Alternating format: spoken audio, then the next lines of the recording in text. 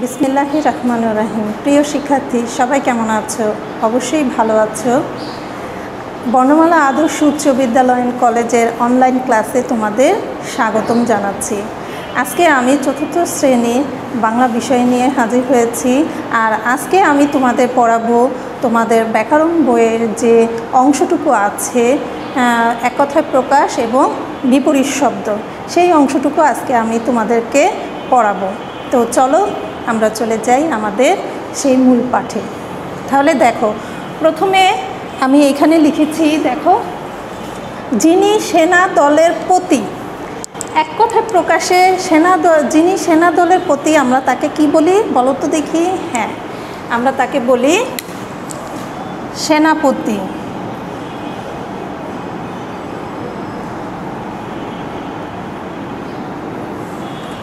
এরপরে আছে দ্বিতীয় নম্বরটা আছে, দেখো সবাই, যিনি গোপন খবর সংগ্রহ করেন।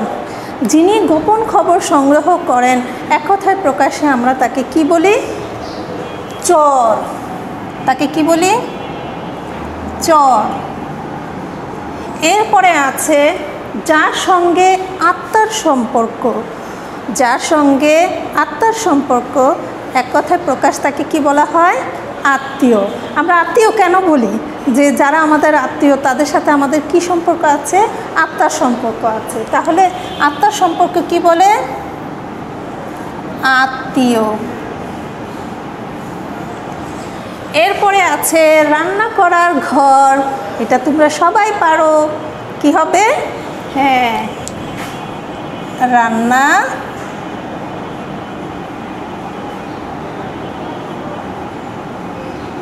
রান্নাঘর। এরপরে দেখো 5 নম্বরে আছে বয়সে সবচেয়ে বড় যে। বয়সে সবচেয়ে বড় যে, তোমাদের বাসায় তোমার ছোট আছে, আবার হচ্ছে তোমাদের বড় আছে, যে তোমার চেয়ে বয়সে বড়, তাহলে তাকে আমরা কি বলি? এক কথায় প্রকাশে জ্যেষ্ঠ।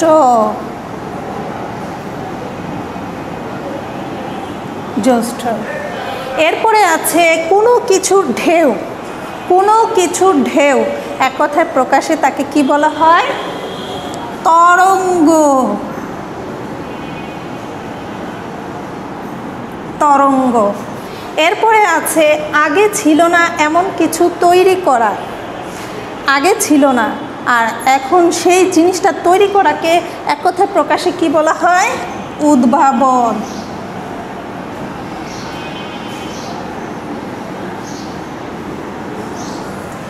এরপরে আছে যিনি গবেষণা করেন। যিনি গবেষণা করেন তাকে এক কথায় প্রকাশে কি বলা হয়? গবেষক।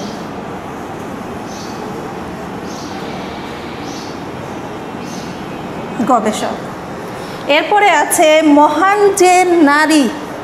মহান যে নারী, এক কথায় প্রকাশে তাকে বলা হয় কি? মহীয়সী।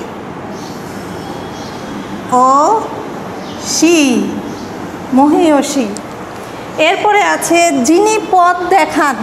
যিনি পথ দেখান, আমরা কিন্তু এই শব্দার্থগুলি পড়েছি। হ্যাঁ, যিনি পথ দেখান তাকে বলা হয় কি? এক কথায় প্রকাশে অগ্রদূত। অগ্রদূত বলা হয়। যিনি পথ দেখান তাকে বলা হয় কি? অগ্রদূত। তাহলে চলো প্রিয় শিক্ষার্থীরা, আমরা আরেকটু পড়ে নিই, যেহেতু আমরা লিখেছি আমরা একটু পড়ে নিই, কেমন? তাহলে দেখো, যিনি সেনা দলের প্রতি, এক কথায় প্রকাশে কি বলে? সেনাপতি। যিনি গোপন খবর সংগ্রহ করেন তিনি হচ্ছে চর। যার সঙ্গে আত্মার সম্পর্ক হবে কি? আত্মীয়। রান্না করার ঘর হবে কি? রান্নাঘর। বয়সের সবচেয়ে বড় যে, এক কথায় প্রকাশে কি হবে? জ্যেষ্ঠ। কোনো কিছু ঢেউ, এক কথায় প্রকাশে কি হবে? তরঙ্গ। আগে ছিল না এমন কিছু তৈরি করা, কি হবে? উদ্ভাবন। যিনি গবেষণা করেন কি হবে? গবেষক। মহান যে নারী হবে কি? মহীয়সী। যিনি পথ দেখান, এক কথায় প্রকাশে কি হবে? অগ্রদূত। তাহলে আমরা মোটামুটি এক কথায় প্রকাশ কিছু পড়ে নিলাম। চলো শিক্ষার্থী, এখন আমরা চলে যাই বিপরীত শব্দে। এগুলি কিন্তু সব তোমাদের পাঠ্য বইয়ের যে গল্পগুলো আছে গদ্যাংশ পদ্যাংশ সেখান থেকে কিন্তু নেয়া। তাহলে চলে প্রথমে আগে আমরা বিপরীত শব্দ যখন পড়ব লিখব খাতায় লিখব তাহলে আমাদের কিন্তু ঠিক এভাবে সাজাতে হবে। মূল শব্দ বিপরীত শব্দ কিভাবে সাজাতে হবে? মূল শব্দ একটি টান দিবা, তারপর কি লিখবা? বিপরীত শব্দ। আর মূল শব্দ হচ্ছে যেটা তোমাদের প্রশ্নে দেয়া থাকবে সেটা হচ্ছে কি মূল শব্দ। মূল শব্দের বরাবর যে কোনো 5টা তোমরা সাজিয়ে লিখবে, কেমন?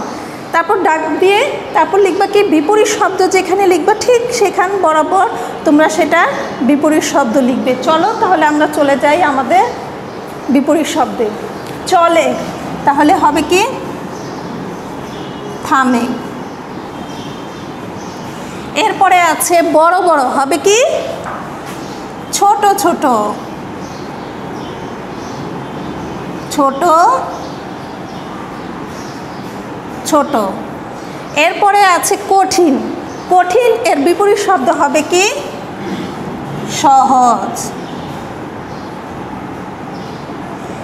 এরপরে আছে গ্রাম।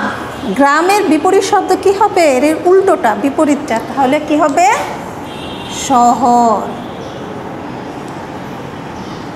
এরপরে আছে জন্ম।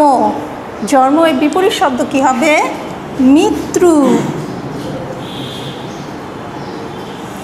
এরপরে উন্নতি। উন্নতি এর বিপরীত শব্দ হবে অবনতি।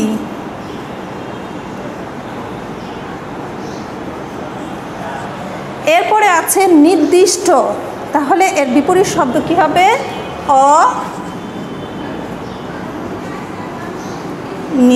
অনির্দিষ্ট।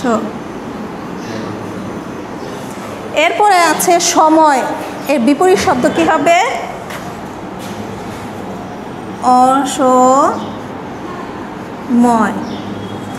এরপরে ইচ্ছা। এর বিপরীত শব্দ কি হবে?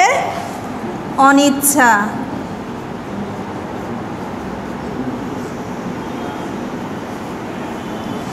এরপরে আছে সমতল ভূমি, হবে কি? অসমতল ভূমি। অসমতল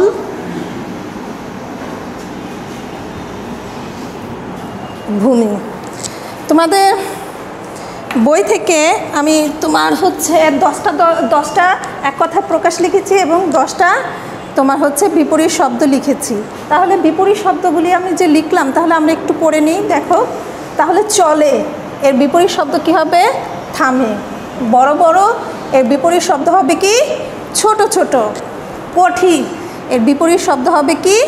সহজ। গ্রাম এর বিপরীত শব্দ হচ্ছে শহর। জন্ম এর বিপরীত শব্দ হচ্ছে মৃত্যু।